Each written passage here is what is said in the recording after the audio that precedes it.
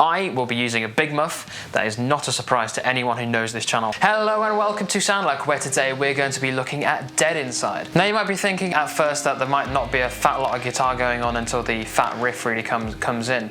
That is true, but as I've said on numerous occasions now, there's a lot of opportunity for you when you're presented with little to no guitar. It's your opportunity to really kind of make up something crazy and kind of go with it however you really want to in this kind of blank canvas of a song. So guitar-wise for this song, I'm using my MA Manson. It's pretty old school at this point. This guitar is from like 2015. The pickup is not a modern one that Manson are using, but it works so well for kind of the drones era. We are in standard tuning, but then dropping the E down to a C.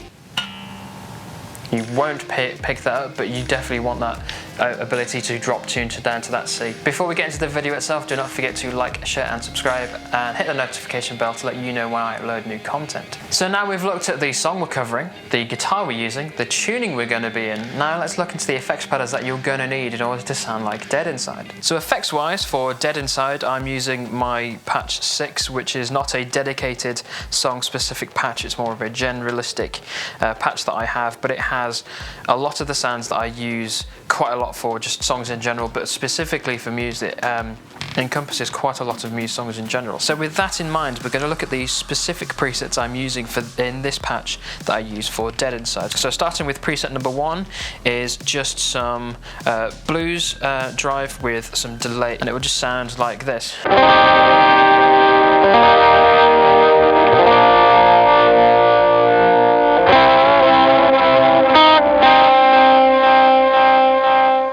Just a nice little bit of bite. The gain control on the blues is only at 9 o'clock, and the delay's just got a nice level with a fair amount of repeats. Nothing too crazy that's out there. With the whammy on, it sounds a little bit more different.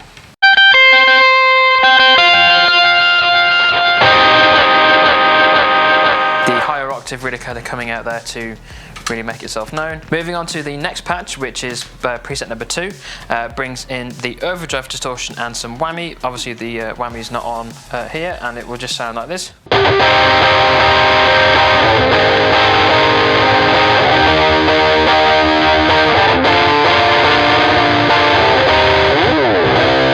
Mostly an overdrive sound there, a pretty basic sound if I'm honest. I really enjoy that one. The next preset has the Fuzz factory in it. Now normally I don't use this pedal for the song, but it can be used to kind of double up with the bass for this sort of sound.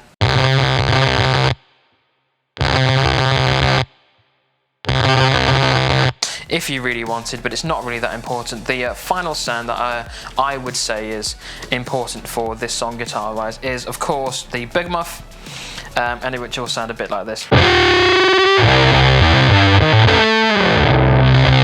An unmistakable big muff sound there. I absolutely love that. Who doesn't love a big muff pedal? So that's the sounds that we're working with for this. So now let's get into the beginning of this song. So now let's get into the song, and the first thing you will recognize is that there is not a lot of guitar, if any, for a while. So with that in mind, we have a few options. We can just not play guitar, let the track go and do its thing, have the bass go, do some stuff, have some synth play, and wait until the guitar solo comes in. The other option, of course, is that we can actually play the guitar, so we can play the chords that go along with the track, or we can get involved with some of the kind of more synthier sounds that are kind of going on there. I like to play the kind of C minor chord that comes in when that synth stab comes in, and that's where I use my whammy. So coupling the whammy with the delay and blues driver to create this kind of nice kind of twinkly synthier sound really does work, and it will kind of sound like this. So combined, the blues driver pedal and the whammy have that kind of nice sharp sound to it because of the higher octave that's going on there, and the delay elongates that sound, keeps it going, really kind of stretches it out. It is just a kind of a stab. There is nothing kind of really else to it. It's entirely up to you if you want to do it, because it is quite minimal, I will be honest, but it is a lot of fun to kind of get involved with that kind of sound and weave your way into the song. The other option that we have is to kind of go almost in the completely opposite direction and go with some Fuzz factory to just play along with the bass using, you know, stuff like this.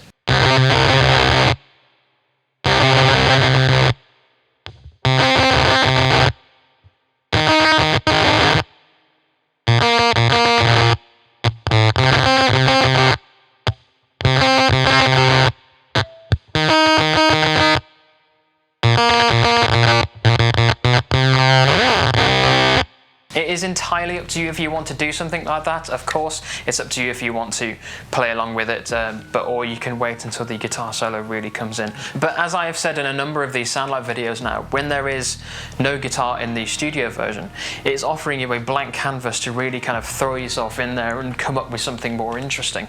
So it's just something to kind of like keep in mind. So as for what we can actually hear in the song, I believe it is a pre-chorus, we can just hear these kind of like string sections just playing kind of quite softly.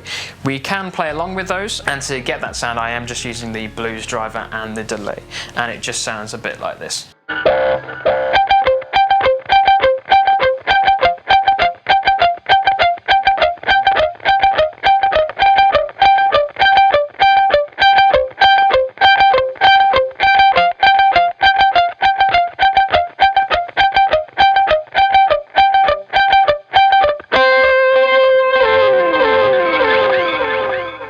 It's nothing crazy or anything out there. It is there just to kind of accompany what's kind of going on in the song. It's a really nice kind of introduction for kind of the guitar at this point if you haven't been playing, just before that kind of big kind of guitar solo kind of really does come in. It's a good counterbalance for what is kind of yet to come. It's also a good dynamic range, as just after this we're about to go into a big guitar solo and then kind of bring it down again. Having a nice kind of little suspenseful, mysterious sound is a really good starting point guitar-wise, and a great use of delay is always a really good thing. So now that we've looked at a few options that we can play for that section, now let's get into that guitar solo. So this is the part of the song that you're going to want to take everything that can make a big fat guitar tone and just throw it at your guitar and just hope it makes the biggest sound that you can get. I will be using a big muff. That is not a surprise to anyone who knows this channel. I love a big muff. It'll sound like this.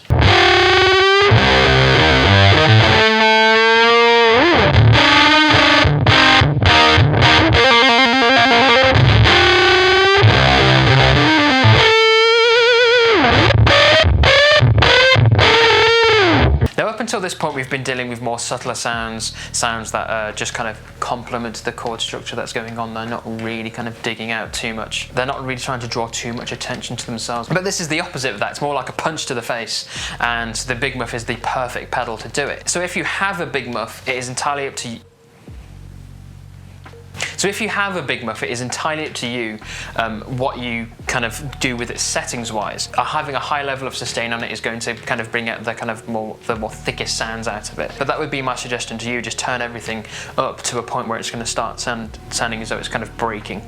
And it will just sound brilliant. In terms of guitar-wise, a humbucker pickup is going to be your best bet for this kind of a stocky, thicker tone as possible. A single coil or even a P90 is not really going to come across as strongly as you would like it to. So if you have a guitar with a humbucker in it, that is the guitar to use. Hopefully you can drop that E down to a C, obviously, for this song, and just go with it. Because of the minimal nature of the rest of the song that's kind of going on at this point, it's really hard to ignore the guitar solo. So accuracy with your playing is going to be just as important as it is with your tone. Just really focus on your fingering and so on.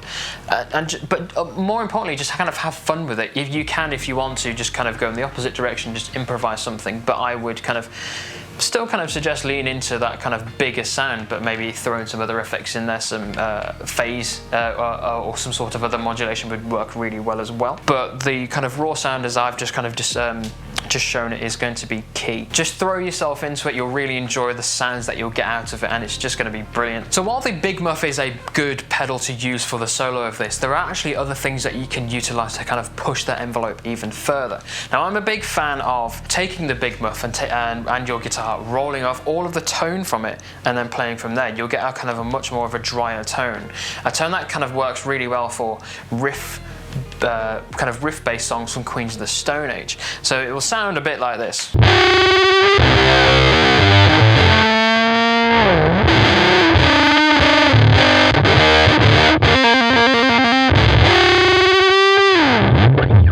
It might be a little bit subtle, but if you've been playing guitar for a while, you'll be able to hear the differences in there. The transients don't come through as strongly from there. That's great and all, but we can take that sound even further. Now, if you've got a wah, I'm sure you've done this before. We turn the wah on and then put the heel back, and so we've got this kind of open wah sound that's kind of got this really kind of boxy, kind of nasally tone for it. Double that up with that sound, and it gets even crazier.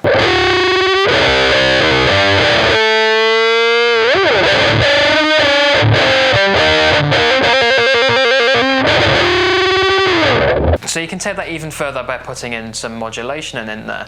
Now it's obviously not going to be replicating the sound that you hear in the record, but that's not overly important if you really want to focus on having a big apocalyptic sound. Just keep throwing things in there until you find something you like. So what does modulation with it sound like?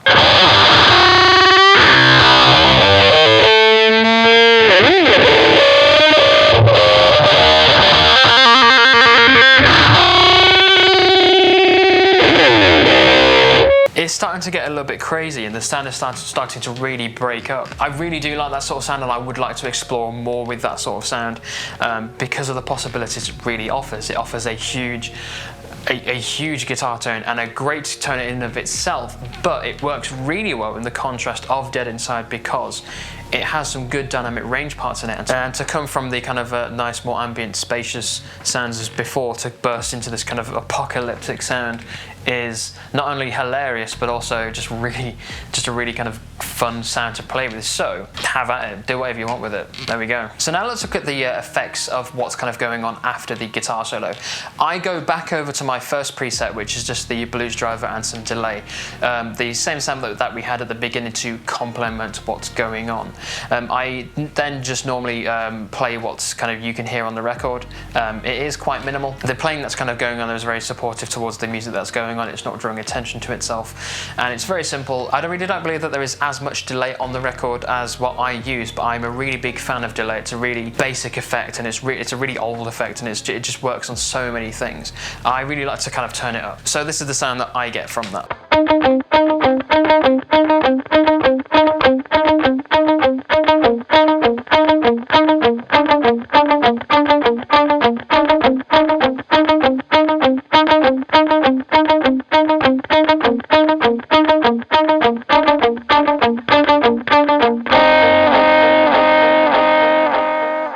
Now if you have the ability to tap tempo your delay, you can get it quite on the beat. So the way I've got it, the repeats come in at the same time when I'm playing, you know, the next note.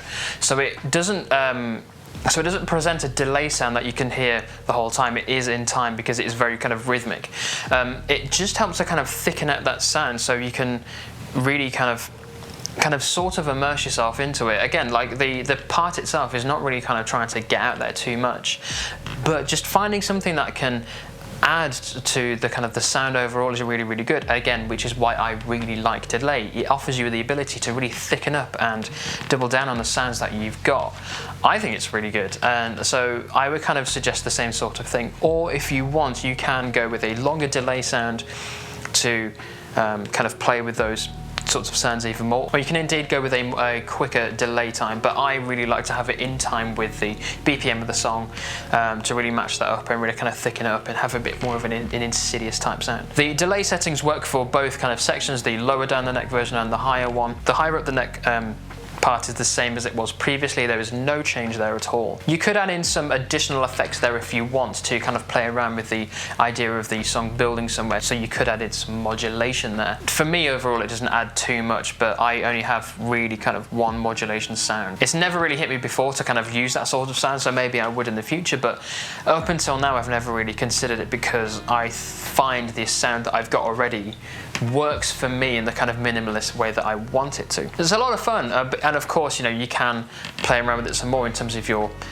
playing itself. You could really open up those chords, get a more of an ambient feel if you really want, or play with some of the play with kind of more of a kind of delay swell sort of sound. Entirely up to you if you want to do that sort of thing, but this is the kind of like the replication of what's kind of going on the record, especially for kind of this part of the song. So now we've come to the kind of big chorus bit of Dead Inside. Now I really like this part of the song. The chords that are used in this section are really nice and they flow very well together. The sound that I have created for it, or that I'm used for it, complements that sound very well, I find, and it's not a very kind of overly complicated or kind of a really out there sound. It's a very normal overdrive sound. Again, it really complements the kind of the feel of the song overall. We have the nice ambient bit and then the huge big muff part going back down to that ambient section and then kind of sort of getting to this sort of kind of generic overdrive sound. It's a range of sounds that have their kind of place. They really fit together quite well. So obviously I'm using my overdrive distortion mostly on overdrive I've ever seen in Pedalcam. Overall it'll sound like this.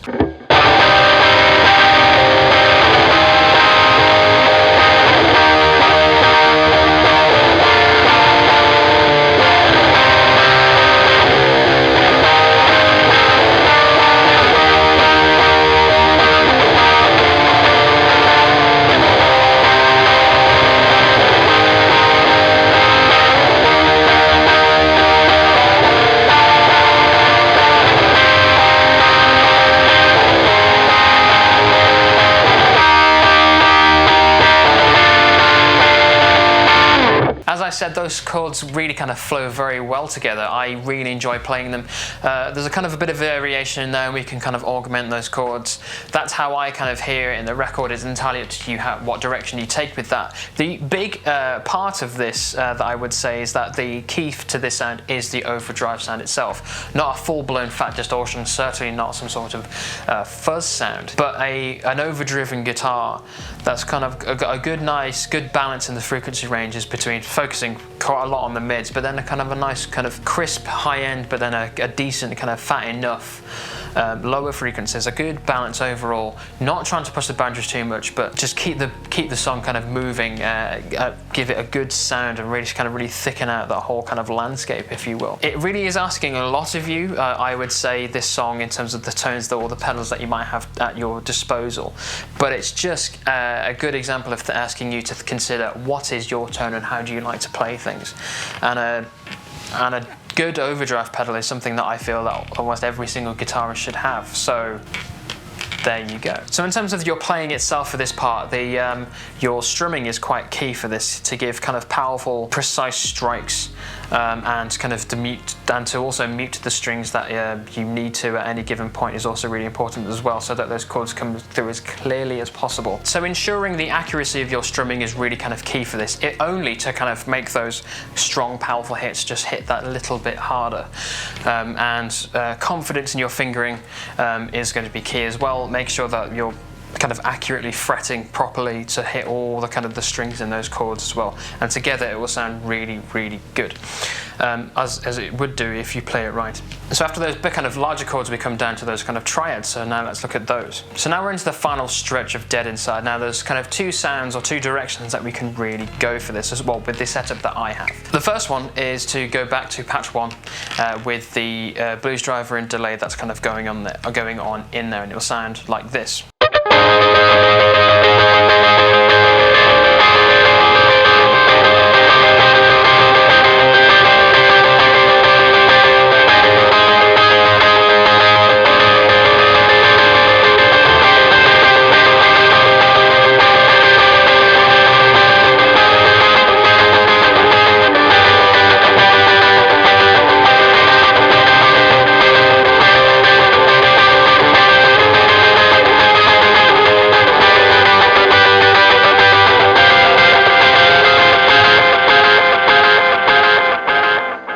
It sounds great, but in terms of what's kind of going on with the rest of the song, there is not that much drive going on there, so it might get kind of washed out. So you could just turn it up, and that would be great.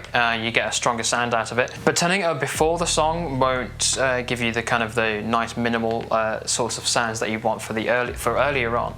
So you can try and turn it up on the fly as you're playing, or what you could do is combine the overdrive sound that you have with that kind of more softer distortion, which I can do because I have the ES8. It is a lot stronger, and because of the way that the ES8 has kind of combined them, you do get the kind of the raw openness of the overdrive distortion, but then the kind of the flat kind of sound from the blues, which helps to kind of stop the sound from kind of going too far. You can also add some delay on there, obviously. Those are the kind of the two avenues that you can really go with. Just make sure that the gain is enough to kind of really punch through, because yes, it is a rhythm part of the song. It's not trying to do too much, but it's quite a big part of the song, I would say. Obviously not as big as the kind of the solo, but you want your guitar to be heard, so do whatever you can to make your guitar heard, but just kind of come with a kind of a blocky, chunky sound of a crunch, and a good decent crunch tone as you possibly can. So that's the kind of the first half of this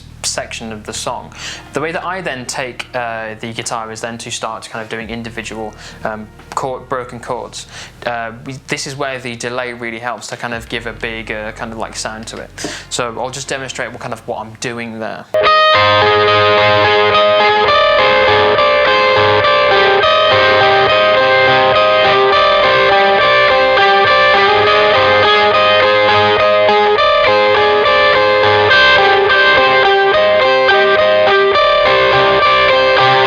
It's not going too crazy, but it does help kind of break it up, give you some variety to kind of play with. Obviously it's not really doing anything for dynamic range, but it's doing something just for you, really.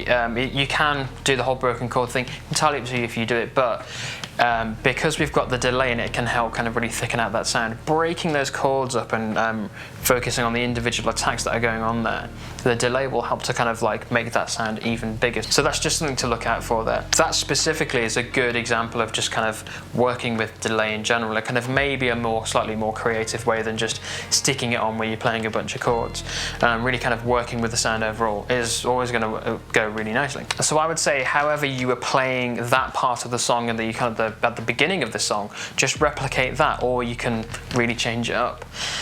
It is open to interpretation, so I won't suggest anything here about how you would actually go about ending the song. I'll leave that a bit up to you, but I've shown you the tools about how I go about playing Dead Inside, so maybe you could come up with something a little bit more original. So there we have it. That was Dead Inside from start to finish in its usual fashion. I do hope you enjoyed it as always. I do hope you found that one interesting, particularly around the parts of the song where there's no real kind of guitar or audible guitar that's going on there. Some of the things that I showed you for the beginning are just kind of the tip of the iceberg, if you will, for the sorts of sounds that you could acquire and utilize for the song. But those are the sounds that I really like, and you can see their sounds in action if you click here to see my cover of Dead Inside in its entirety, to see how I'm using all of the effects and tips and tricks that I have laid out for you in this video. You can see them all in action right there. So if you like this video, don't forget you can let me know what you thought about it down in the comments below, and while you are there you can let me know what you'd like me to cover in a future Sound Like video. So until the next video, I've been Harry, and thanks for watching.